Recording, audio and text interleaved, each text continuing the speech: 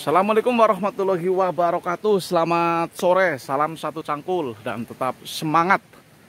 Pada kesempatan sore hari ini, Kuat Tani kegiatannya yaitu mengukur keasaman ya, tingkat keasaman lahan ya. Jadi baru saja ini ada namanya pH meter. Ini maksimal pH-nya 7,0 ya. Jadi lahan Kuat Tani ini belum pernah diukur ya, jadi hanya menggunakan feeling. Tahun kemarin belum pernah dilakukan pengukuran pH, hanya menggunakan feeling Kuat Tani ya. Hari ini ada alat namanya pH meter ya. Ini alat boleh pinjam ya, jadi ada tetangga yang punya alat pH, jadi Kuat Tani tadi baru saja menyempatkan untuk meminjamnya. Jadi bagaimana sih cara kerja alat pH ini? Jadi kita hanya memencet tombol on off ya. Ini on-nya di sini. Nah, ini sudah on ya. Ini pH-nya 7,0. Artinya pH-nya sangat tinggi sekali. Nah, ini coba kita bareng-bareng ya. Ini kita melakukan pengecekan atau pengukuran pH. Oke, kita langsung tancapin aja. Jadi cara kerjanya simpel sekali. Ini alatnya semacam seperti ini. Ini hanya langsung kita tancapkan ya. Yang hijau korek ya. Jadi bukan alat ya. Nah, ini korek yang kita lepas ya. Jadi seperti ini. Oke, kita pengukuran pH-nya. Kita langsung tancapin aja. Nah, oke. Jadi untuk tingkat keasaman atau pH-nya di lahan Kuat Tani yaitu di angka 5,0 ya. Jadi nah ini seperti ini. Ini belum dilakukan pencampuran atau pengadukan pupuk dasar maupun dolomit ya. Jadi ini masih bahan. Ini pH-nya 5,0. Jadi lumayan tinggi ya.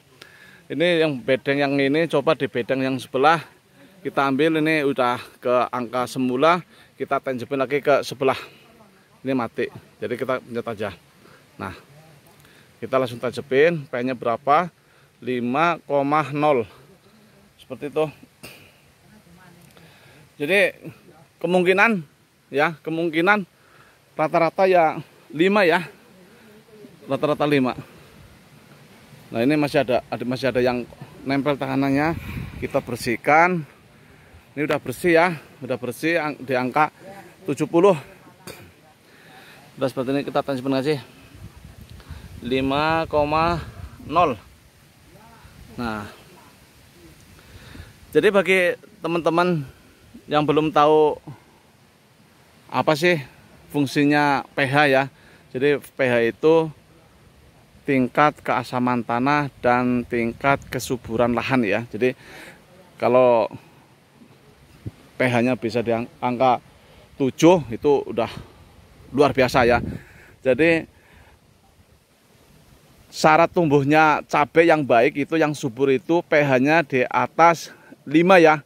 Jadi kalau 5 itu ambang bawah ya. Jadi ambang batasnya itu bisa dibilang 5,5, 6,5 sampai 7 ya. Jadi ambang bawah itu 5. Jadi lahan Kuat Tani masih cukup memenuhi syarat untuk ditanami cabai merah ya, keriting, khususnya hibrida ya. Jadi ini di ambang batas bawah, pH-nya 5.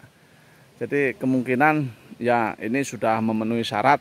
Nantinya kalau kita mau menaikkan pH-nya supaya bisa jadi 5,5 atau mungkin 6, kita akan melakukan penaburan kapur dolomit atau kapur pertanian ya.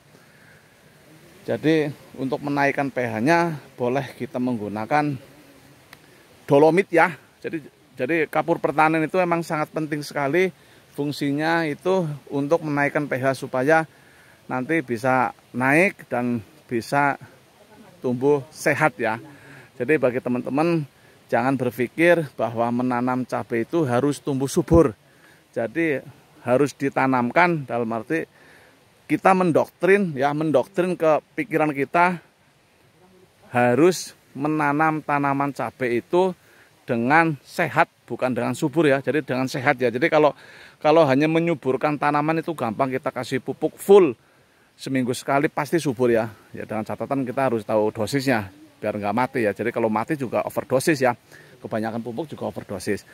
Jadi jangan berpikir kita menanam cabai yaitu harapannya tanaman menjadi subur.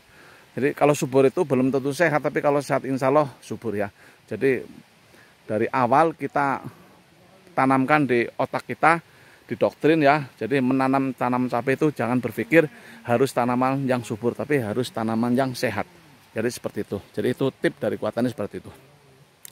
Jadi ini alat ini cukup membantu. Coba ini di tengah-tengah ya.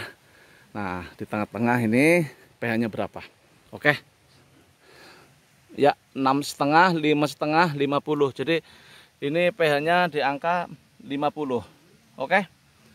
Terima kasih. Semoga masih tetap semangat.